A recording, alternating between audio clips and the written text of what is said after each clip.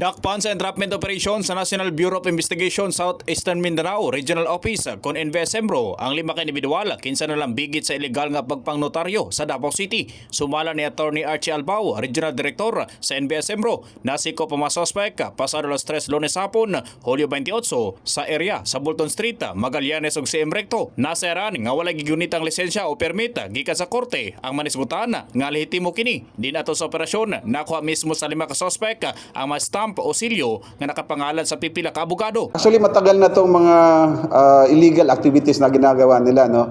But kahapon lang we decided na kasama natin yung judges and president ng IBP, no? Kasi may mga nagreklamo dito sa amin na mga abogado na pinepeke yung mga notaryo nila. Gibuti ang usab ni Attorney Ferdinand Taglukop, IBP President Davao Chapter, nakadawat sila mismo og reklamo gikan silang miyembro nga mga abogado nga talamak ang iligal nga pagpangnotaryo sa mga opisina sa gobyerno kung asa barato lang ang presyo. Maraming mga notaries public na mga legit na deprived ng income, we're paying a lot of things para makakuha ka ng notarial commission, and yet these people they just falsify the signatures of the lawyers. So depende, pero as what we have found out, mababa nga yung singil nila compared sa standard rate. Dugang ni Attorney Taglukop, gani usa sa ilang nasikop, sekretary sa usa ka abogado. May abogado, pero wala doon yung abogado. Ang pumipirma is yung, according to secretary lang, bawal po yon. Bawal din yung barkers.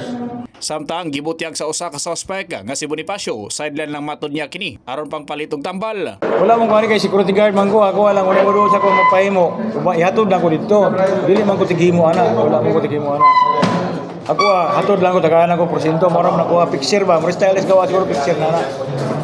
Mo nakuha, wala ko nang gamit ana kay guardian man ko, di mo ko binuang kwinta si gatos nga marta lang ko. Magatubang nga manisgutan og kasong stapa, through falsification of documents ug nagsaad kini nga magpahigan sila og sunod-sunod nga operasyon sa lugar aron hingpit nga marakpan ang mga nagpailang notary public ug abogado. In the heart of changing lives, ako si Brigada Gib Maing sa 93.1 Brigada News FM Davao, The Music News Authority.